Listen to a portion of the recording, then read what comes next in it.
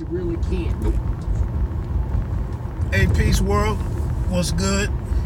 I had to come back with some more bite down boxing for the day, cause I'm just a contributor to one of the biggest boxing sites, boxing channels on YouTube, called me over the weekend and wanted to discuss, the frustration with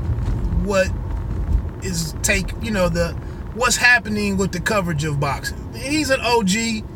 I've been at it 3.5 years.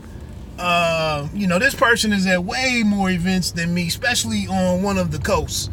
And I'm just taking it in. But when I was at the Lopez Nakatani fight in DC, this issue smacked me in the face as well. And it's like, what are we doing? What am I doing? Am I wasting my time? Like, this is messy. In terms of the lack of real barriers for media and what is media at this point. And it's all these conflicting objectives, and there's no standards, and that's one of the beautiful things about boxing, I guess, is that you try to go to an NFL game, in contrast, you gonna have to be somebody. You gonna have to really have put in some work. The NBA, you can't just, somebody passes you off as media.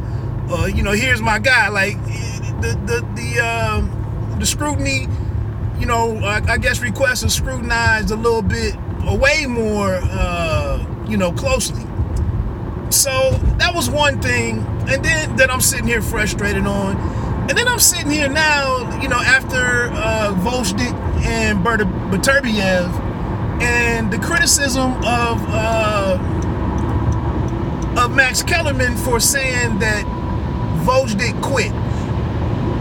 I don't really disagree with some people with some people taking exception to that, especially in light of the recent deaths in the ring, or from injuries sustained in the ring. Nobody's whatever, I don't even want to expound on that, but definitely don't want to disrespect the memory and the life and the passing and the unfortunate, the families, all of these friends, trainers. I definitely don't mean any disregard or disrespect to any of that. But I just want to know, how far are we going to take, boxing getting politically correct, especially in a week turnaround. And I think that's one issue with boxing, which I didn't get a chance to go into this on a podcast that was started, but we didn't get to finish.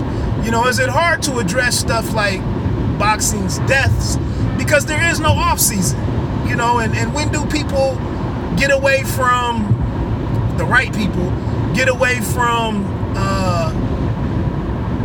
the people with power to make things happen and to expedite those changes? How does that happen? But anyway, let's try to stick here with the Max Kellerman situation. Some people got on these high horses, if you will, these soapboxes, and attack Kellerman for senselessly or just being tone deaf, ignorantly, using the word quit in reference to Oleksandr Gvozdyk in the conclusion of his light heavyweight unification fight with Artur Beterbiev. And I'm sitting here like, well, how far are we gonna take this? If we're gonna come for Max, are you in turn limiting how you can now talk boxing? And so yesterday was the Sirius XM boxing show, and they opened the show talking about how Gvozdyk got punished and brutalized and spoke very liberally on their interpretation of what happened, and it was not respectfully to what happened to Gvozdyk and the circumstances that he was up against. and was it distasteful? How they opened the show and how they talked about it. But, I mean, at the end of the day, we are talking about a fight. We are talking about fighting. People are going to get the shit kicked out of them. People are going to get obliterated. People are going to be brutalized. They're going to be punished. All of the, in football, you could be watching a fight, a game, and somebody might get the hell knocked out of them. And it might be a legit hit. It might not be a defenseless player situation. But I just wanted to say, in part, another thing or aspect that's kind of somewhat excusable for Max Kellerman is the fact that on fight night, if you're on social media and it's a good fight, people's energy is heightened. You may not be on your best behavior. As fans, especially as men, we get together and this is how we discuss and describe what we're seeing, what we're enjoying, what we're taking part in. And then it's even ramped up even more if you're in the building with the energy, with the electricity, with all of this unfolding. You might even be less guarded because it's people right next to you. Like I said, when I was at the Data Shed fight with the Subriel cat, some of the statements that were made unknowingly, of what was going to happen, transpire, in 36, 40 minutes, a lot of disrespectful, distasteful, insensitive, ignorant, a lot of things were said. And this is what I'm getting at. Like, how do we reel this in? How do we deem things unacceptable? And what kind of box are you now going to be putting yourself in that now you have to really sit here and really think what the hell you're talking about? When for me, Max Kellerman said he quit in the context of boxing. Obviously, he was being punished. He was being broken down. He was going to eventually succumb to what was being done to him. Rightfully so. So if he quit, if he elected, if he opted, if he decided, if he determined, you can put whatever descriptor or, however you want to describe it, whatever verb you want to use. I think it just fit in context. Now you might want to say that Max Kellerman is a professional. He's been in the boxing game for years. He should know better. He should be cognizant of what's going on real time. Although, like I said, it's hard to police yourself in a week turnaround. You can say that just earlier in the telecast they showed the in memoriam, and paid homage to the life and everything of Patrick Day. You can say all of that, but again, I just caution us.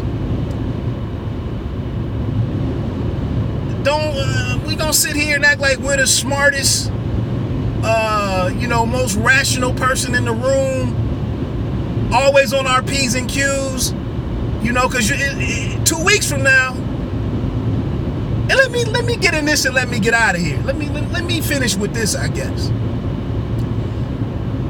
How can we really sit here and get mad about this and be in an outrage and an outrage and uproar about this, and now we're gonna sit here and ignore the fact that 36-year-old, 37-year-old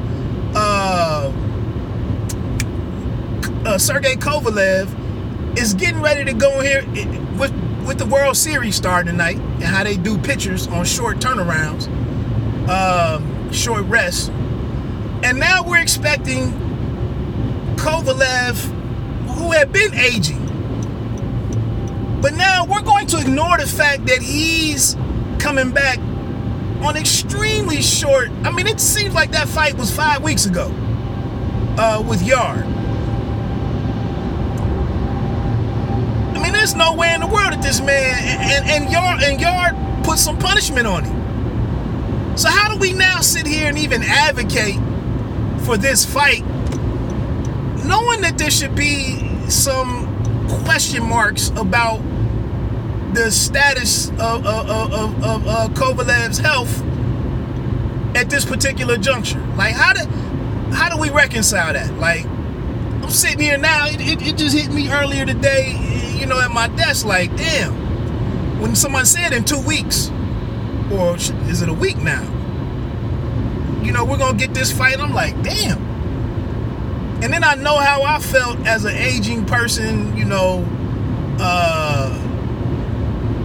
just if you just didn't work out for a while and went to work out, you know how sore you are, especially as you get into your late 30s, early 40s. But now to go in here and actually be boxing with somebody and being hit, it really is senseless, other than that bag that Kovalev is getting. Last thing I'll talk about, let me jump on off of here.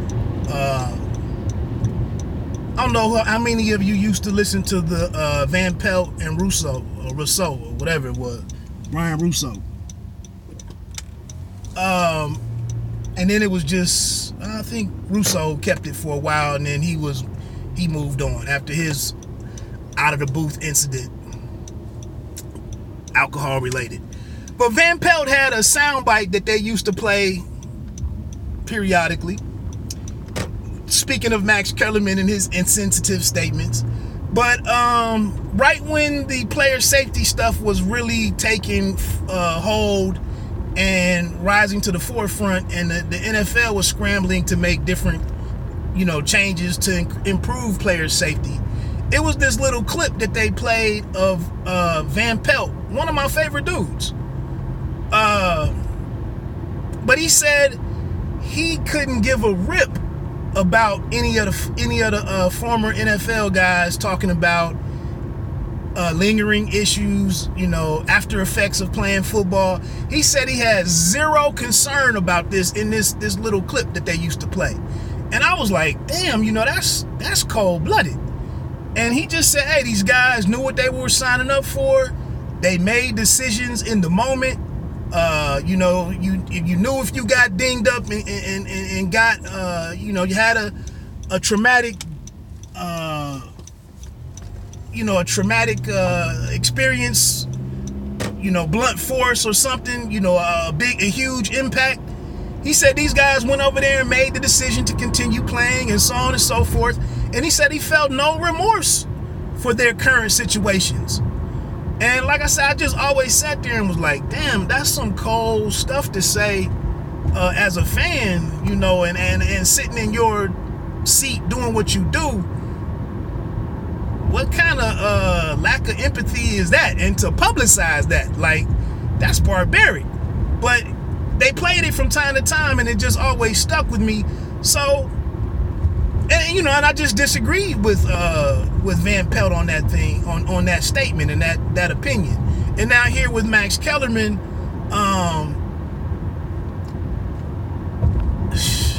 to say that he quit, and that's kind of what we all observed happen, and it's good that he did quit.